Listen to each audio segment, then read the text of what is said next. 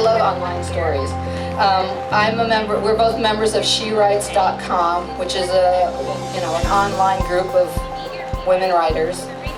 And when I found out that she lived in this area, I reached out to her immediately because I'm always trying to find other writers in the area. And as a fellow debut novelist, I thought that it would be great for us to get to know each other. And little did I know that we would become mutual supporters so quickly. Donna's background is in communications for the arts, where she worked in public relations for Sesame Street and advertising and for art museums, including Smithsonian's Hirshhorn Museum and Sculpture Garden. So it's no wonder that with her background, she chose to write about her ethnic heritage mixed with a huge dose of the art world. Donna's novel is the story of a black man and then his son passing as white through the first half of the 20th century. It explores the ingrained separation and mixed feelings between the races in the South, as well as in the international sphere before the World War II. Her approach opens a grand conversation about race, about internal identity, and ultimately about the strength of family. So please join me in welcoming Donna Drew Sawyer. I began writing fiction after careers in, as Garine said, advertising, finance, telecommunications, television, and finally arts administration. I came to writing after years of being an avid reader, and I began to write when I felt I had something to share. Another reason I wrote Provenance was because I wanted to read about a different aspect of the African-American experience. I'd read books about slavery in the civil rights area, but I found few books about the century between the two, when identity, destiny, determination, and empowerment had to be individually achieved. And with my background in the arts, I wanted to write a story about where people of color interacted with the arts. You don't see that much in novels. And I know that's quite a mashup, very unique, which is why when I'm asked about my book, it's difficult to cite just one aspect. I think Garine did a great job of summing it up. I should have taken notes from her. But over the 9 years it took me to write this book, I must have had, well, I'm going to say 20 elevator speeches.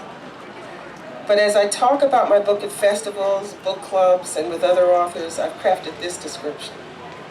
Provenance is the story of an American family. Though epic in scale, spanning several continents and 3 generations, it is intimate in nature. It is about ordinary people who discover by accident or intent what they are willing to do to dictate their own destiny.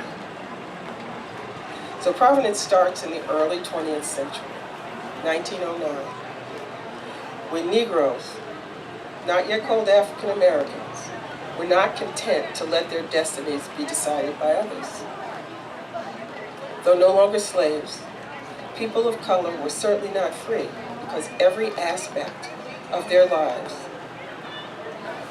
was regulated, from where you could live, to where you could get an education, who you could love, if you could earn a living, where you had better not be found during certain times of day, hence the sundown town, and even where you could be buried.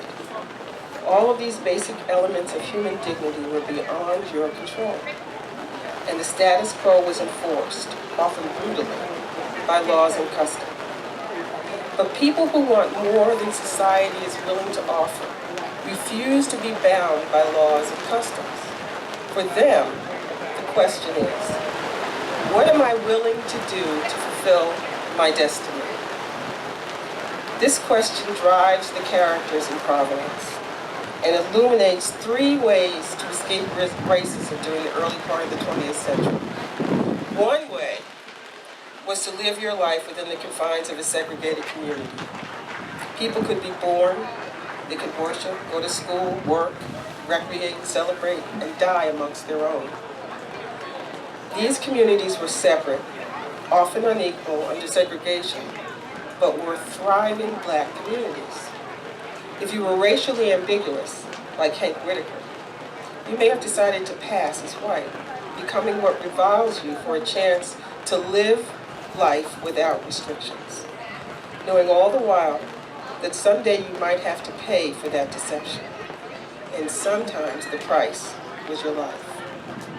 The third choice was to leave everything: family, home, and history.